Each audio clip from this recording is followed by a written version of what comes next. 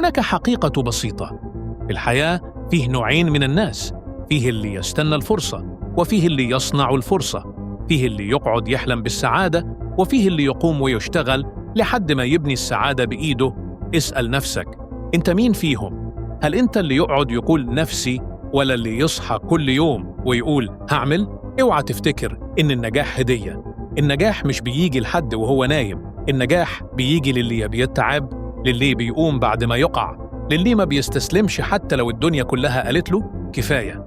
كل خطوة بتاخدها النهاردة هتغير شكل مستقبلك بكرة. كل ساعة بتهدرها وكل فرصة بتسيبها هترجع يوم من الأيام وتقول يا ريتني بدأت بدري.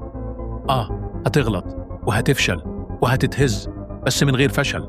عمرك ما هتتعلم من غير أخطاء، عمرك ما هتنضج، ومن غير كسرة أو 2 عمرك ما هتبقى الشخص القوي اللي نفسك تبقى عليه. اسأل نفسك، إيه اللي عملته النهاردة علشان تكون نسخة أحسن من نفسك؟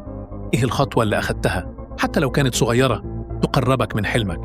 ولا لسه بتقول هبدأ بكرة؟ التعب مش دليل إنك شغال، صح؟ لا، التعب الحقيقي بيبدأ لما جسمك يقولك كفاية وانت تقول له لسه، لما عقلك يقولك استسلم وانت تقول ولا يمكن، لما تقع 10 مرات وتقوم ال11 وكأنك أول مرة تقع. لو عايز العظمة لازم تبقى مستعد تبذل مجهود أعظم، ولو عايز القمة لازم تتسلق حتى لو الطريق كله أشواك.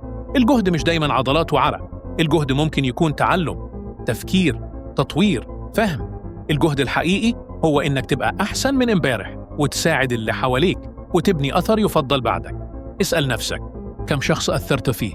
كم مرة اخترت تكون إنسان أحسن؟ كم خطوة قربتك من حلمك بدل ما تبعدك عنه؟ في النهاية حياتك نتيجة مجهودك، والنجاح مهما كان تعريفه بالنسبة لك ليه قانون واحد: النتيجة × كمية الجهد X إصرارك إنك تكمل. فابذل كل اللي تقدر عليه، كل يوم، كل ساعة، كل دقيقة. الجهد اللي هتدفع النهاردة هيرجع لك بكرة بشكل نجاح أكبر بكتير. فاسأل نفسك، إيه الحاجة اللي فعلا تفتخر إنك عملتها؟ اكتبها في التعليقات وخلي غيرك يستلهم من قصتك ولتحفيز أكتر. تابعونا على صفحاتنا في مواقع التواصل الاجتماعي، الروابط كلها موجودة تحت في صندوق الوصف. وأنا بشكركم على المشاهدة. في أمان الله.